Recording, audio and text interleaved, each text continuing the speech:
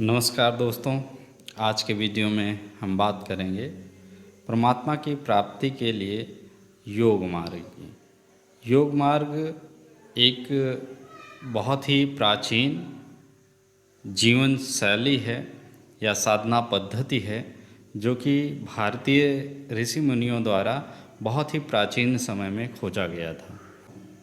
इस मार्ग का उद्देश्य आत्मा को परमात्मा से जोड़ना या शरीर, मन और बुद्धि को, शरीर, मन और आत्मा को एकीकृत करके संतुलन बनाना और सुखमय जीवन बिताना होता है। ऐसे बहुत सारे योग होते हैं, लेकिन हम आज बात करेंगे महर्षि पतंजलि द्वारा दिया गया अष्टांग योग।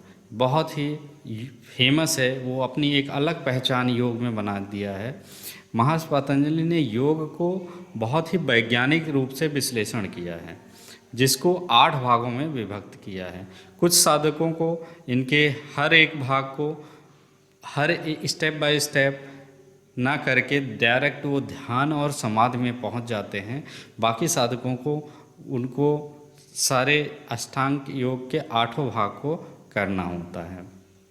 अब हम चलते हैं अष्टांग योग की तरफ। अष्टांग का नाम इसलिए अष्टांग पड़ा क्योंकि इसके 8 भाग हैं।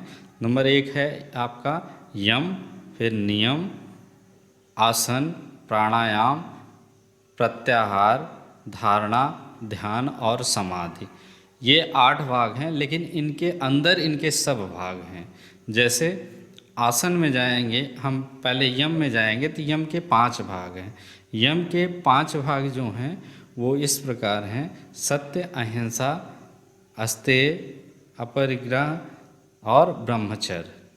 अब एक एक भाग को हम थोड़ा सा विश्लेषण करते हैं। जैसे सत्य, सत्य का अर्थ है जैसा देखा, सुना या जाना गया है उसको वैसे ही कह देना।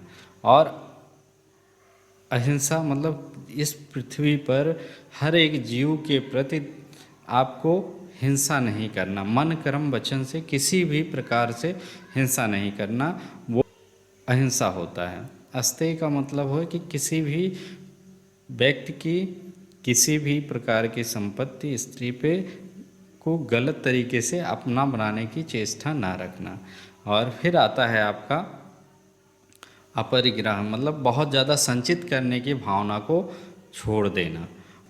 ब्रह्मचर्य, ब्रह्मचर्य का मतलब होता है ब्रह्म जैसा आचरण, मतलब एक स्वच्छ अच्छा आचरण करना।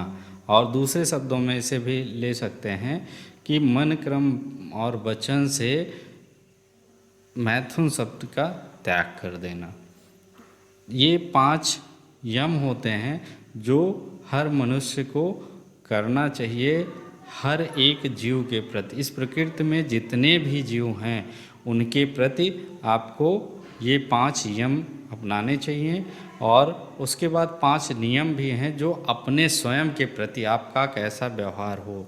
जैसे है शौच, शौच का अर्थ है शुद्धता से, सफाई से। वो आपके अंदर की भी सफाई होगी और बाहर की सफाई।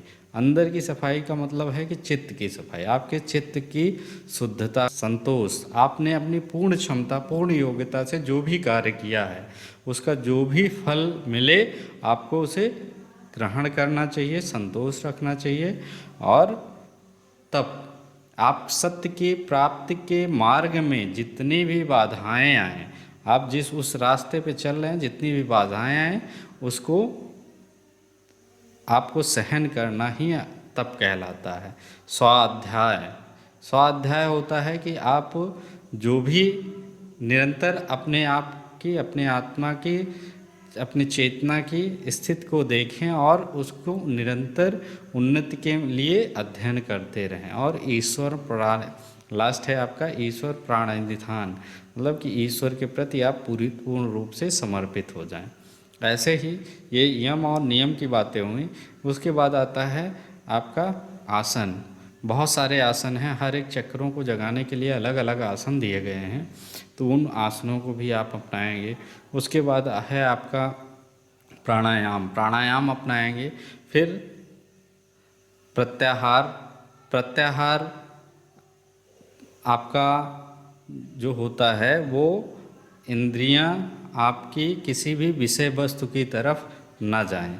इसलिए जैसे इंद्रियां हैं, इंद्रियां जैसे कान है आपका, तो बहुत मधुर संगीत सुनना चाहेगा, बहुत मधुर आवाज़ सुनना जाएगा, उसकी तरफ भागेगा। आँखें बहुत मधुर चीज़ें देखना चाहेंगे, उसकी तरफ भागेंगी।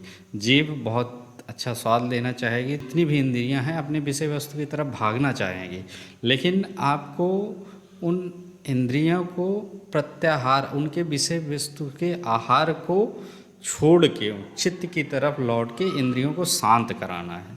इंद्रियां जितनी शांत हो जाएंगी और अपनी चित्त की तरफ लौट जाएंगी, तब आपको किसी भी एक धारणा को लेके, शरीर के अंदर हो या शरीर के बाहर, आप किसी एक धारणा पे अपने आप को, अपने मन को एकाग्र करेंगे और उसके बाद उस धारणा पे आप ध्यान करेंगे। मतलब मन को कितनी देर तक उसको स्थिर कर सकते हैं, उसे बोलते हैं ध्यान।